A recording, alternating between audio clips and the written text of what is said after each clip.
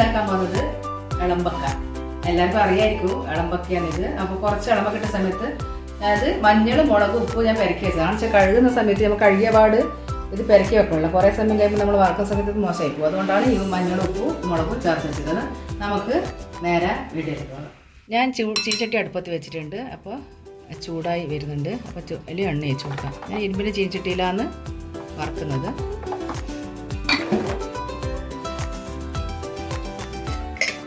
പിന്നെ അത് കുറച്ച് കടുക് ഇട്ട് കൊടുക്കാം.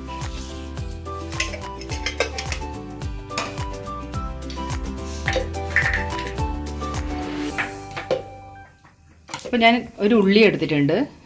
പിന്നെ വലിയ ഒരു ഉള്ളിയാണ് എടുത്തത്. കാരണം വളരെ കുറച്ചല്ലേ ഉള്ളൂ. അതുകൊണ്ട് ഒരു ഉള്ളി, ഒരു പച്ചമുളക്, ഒരു കഷ്ണം ഇഞ്ചി, കുറച്ച് വെളുത്തുള്ളി. എന്നിട്ട് ഈ ഉള്ളി എല്ലാം അതിൻ്റെ അകത്ത് ചേർത്ത് കൊടുക്കാം.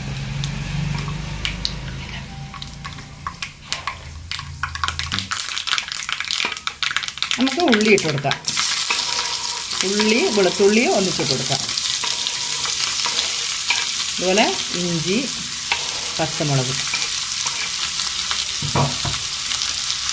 ഇത് മുഴുവൻ ഉപ്പിട്ട് കൊടുക്കാം. ഒരു മുഴുവൻ ഞാൻ ഇതിന് ഇളമ്പക്കൊക്കെ പിന്നെ കുറച്ച് ഉപ്പ് ഇട്ടിട്ടുണ്ട്. വളരെ കുറച്ച് ഇട്ടിട്ടില്ല. അപ്പോൾ കുറച്ച് ഉപ്പ് നമുക്ക് ഉള്ളിക്ക് ചേർത്ത് കൊടുക്കാം.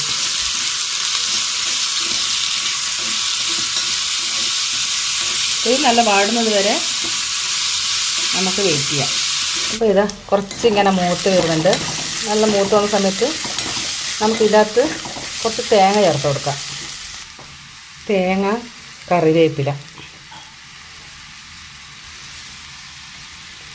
കറിവേപ്പിലയും ചേർത്ത് നോക്കാം. ഞാൻ ഇളമ്പക്ക ഇട്ട് കൊടുക്കുന്നുണ്ട്. ഇതിനകത്ത് കുറച്ച് കുരുമുളക് ഇതിനകത്ത് ടേസ്റ്റിന് കുരുമുളക് ഇട്ട് കൊടുക്കാം. നല്ലോണം ഇളക്കി കൊടുക്കാം.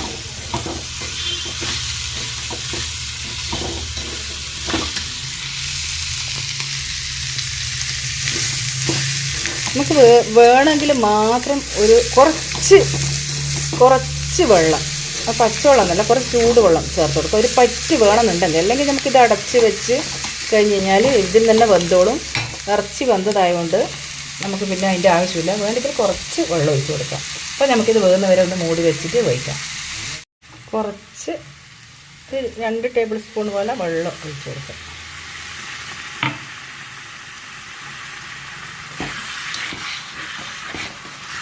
എന്നാലെല്ലാം കൂടി നല്ല പോലെ വെന്ത് മിക്സായി വരും. കുറച്ച് മതി കേട്ടോ. അതിൻ്റെ അപ്പം നമുക്കിത് അടച്ച് വെക്കാം.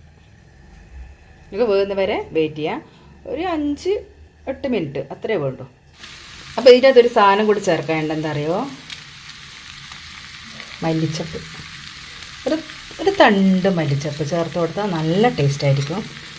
ആരും ചേർക്കലില്ലാന്നാണ് എൻ്റെ ഒരറിവ്. അപ്പോൾ നിങ്ങൾ ഇത് ചേർത്ത് കൊടുക്കുക. കുറേയൊന്നും വേണ്ട. ഒരു തണ്ട്, ചെറിയൊരു തണ്ട് അളവിനനുസരിച്ചിട്ട്